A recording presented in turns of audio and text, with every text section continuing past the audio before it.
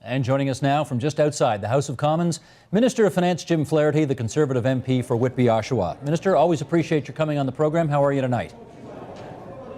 I'm fine, Steve. Pleasure to be here. In the past, we have always started these conversations, and I've usually asked a question like, was this budget conservative enough? And tonight I'm going to ask the question a little bit differently, and here it is. Why wasn't this budget NDP enough to get Jack Layton's support? You'll have to ask Jack Layton. We had a lot of discussions with the NDP and with representatives of the NDP. You'll notice, Steve, some unusual things happening tonight, like the president of the Canadian Labour Congress coming out in favor of the budget and suggesting that the opposition party should support it. I don't quite understand why Mr. Layton has made the decision he's made without reading the budget. It's perplexing to me, given the number of items that are in the budget, which are items that he wanted in the budget. Well, I think you're quite right. The head of the CLC said that even with the $300 million you were offering for the guaranteed income supplement, that would lift a lot of seniors out of poverty. But Jack Layton wanted $700 million for that program. So help us understand how you made the decision you made. Why did you go with your number instead of his? Well, there are many things that he wanted. He wanted other things as well. The Liberals wanted certain things too. Mr. Ignatieff wanted a caregiver benefit. That's in the budget. He wanted volunteer firefighter credit. That's in the budget. It doesn't seem to matter to these opposition parties what's in the budget or what isn't. They seem to be making their decisions based on something else. And I say that because they have not read the budget. They all made their decisions before 4 o'clock today and announced them before 4 o'clock today. It's really quite disappointing as an elected person that these elected persons who share this House of Commons with me would make those kinds of decisions without even bothering to read the documents. Okay, but there were 5 things on Mr. Layton's list, and it seems by any fair observation that for whatever reason you didn't meet those 5 conditions for his support. Didn't come close in a lot of cases, and I'm just wondering why not. Well, because we're the government and we have to make choices and make decisions. I don't, as a finance minister, deal with one little item, one bigger item. I have to look at the big picture. Somebody has to be the government.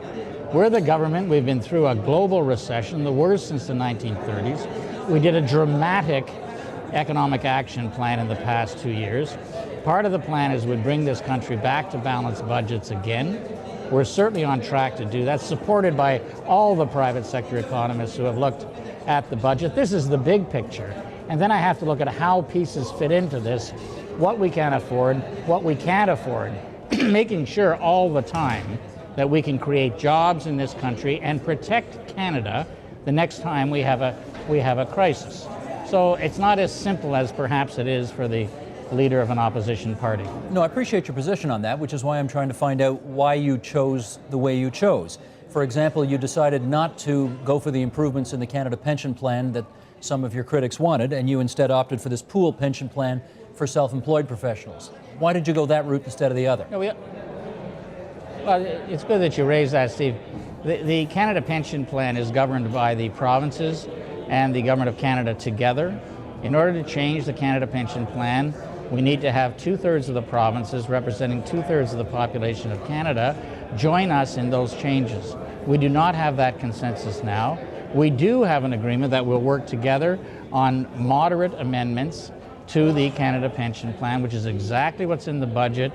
Mr. Layton knew exactly what the wording was in the budget, and yet he still says he thinks that the federal government apparently can act unilaterally on pension matters. That's not so. Okay, well, let me ask the obvious question here, which is, did you purposely not meet the NDP's wish list because you wanted an election? Not at all. Not at all. What we did is we crafted the best budget for Canada right now. I think it's a great budget, quite frankly. I think it's the best budget I've done. I'm really happy with this budget. It's short in words. It's concise. It does not have a lot of new spending. It closes some big tax loopholes. It makes everybody pay their fair share. It gets Canada on the track, keeps us on the track, gets us to balanced budgets. It's a budget that I'm very proud of after more than 3 months of work. And I'm really disappointed if fellow parliamentarians don't even bother reading it and say, well, we're just going to defeat it. I think a lot of Canadians are going to have some questions for these parliamentarians when they take that arrogant attitude toward their constituents. Jack Layton says the budget presented today in the House cannot pass in its current form. He was very careful to say in its current form. What do you think that means? Oh, I think Jack thinks he's negotiating a labor agreement somewhere. Jack knows full well and was told clearly and directly months ago that this is not the government of Paul Martin. We do not renegotiate budgets in hotel rooms in Toronto. We will discuss issues. We will try to make a minority parliament work. We've made it work for longer than anyone else in Canadian history. We're into our 6th year now and our 6th budget. So no one can say we don't try to make minority parliament work. We sure do. But now Jack wants to treat it like, oh, it's some kind of proposal. Well, it's not. It's the government's budget. It's a foundation document for the government of Canada. You vote it up or you vote it down. Well, having said that, the three opposition parties could combine forces in order to pass amendments that would put in changes that they'd prefer, and that would obviate the need for an election. Would you be okay with that? No, they would do that, and then we would have a vote on the entire budget. And that's the vote that is, as I understand, procedure in the House, and I'm no expert on it. That's the vote that is the up or down vote, that where the government is defeated or not, where the government must have the confidence of the House. So even if they pass amendments, that still doesn't get away from the fact that we're going to the polls. Sure looks that way, doesn't it? No, I'm not so sure, Steve. I think Canadians may have something to say about this. I think they may want to actually look at what is a very strong budget and our country being not in need of uncertainty or instability, and look around the world today and see what's happening and see how well off we are, relatively speaking, here in Canada, and how we need to stay the course. I think in my consultations with Canadians, they actually really get it. I'm not so sure the opposition parties around here actually get what's going on in the country. They must think Canadians want an election, and in the last 3 months, I haven't met any who have said that to me. Can I just make sure I understand what you're saying? Are you saying that if you're a Canadian represented by an opposition member right now, you are urging them to tell their MPs to vote in favor of your budget so that we don't need an election? Absolutely. I'm encouraging all Canadians to say that to all MPs in the House of Commons. This is a good budget. Obviously, I would say that, but we've worked very hard on this. There are lots of compromises in this budget.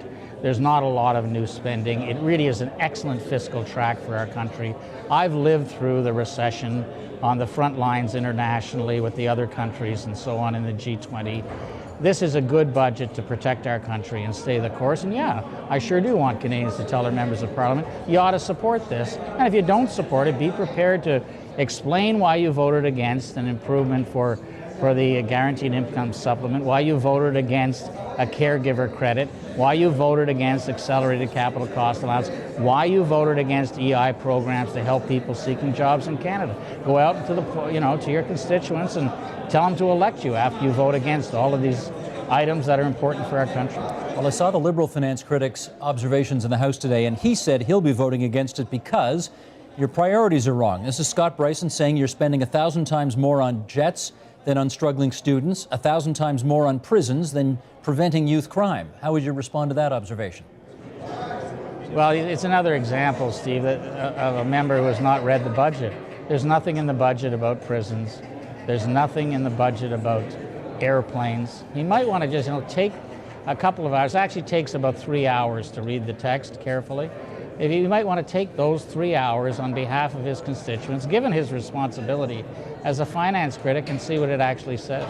Well, I think what he means by that is there may not be anything specific like $29 billion for fighter jets in the budget, but you have flowed money to the Department of Defense which would allow them to buy those planes. That's what he's referring to, and he thinks your priorities are out of whack. That was in previous budgets, and they voted in favor of them. I mean, this is a very confused opposition. Mr. Ignatieff says he's against our low tax plan. He voted for it in 2007, 2008. So did most of his caucus. And this is kind of recidivism, recidivist political gamesmanship. Something that's already been done, you go back 3 years later and say it should be undone. Well, why did you vote for it 3 years ago? Obviously, you thought it was the right thing 3 years ago. I find this all very peculiar. I'm afraid that's our time tonight, Mr. Flaherty. Thanks so much, as always, for joining us here on Budget Day. Jim Flaherty, Canada's Finance Minister, the Conservative MP for Whitby, Oshawa.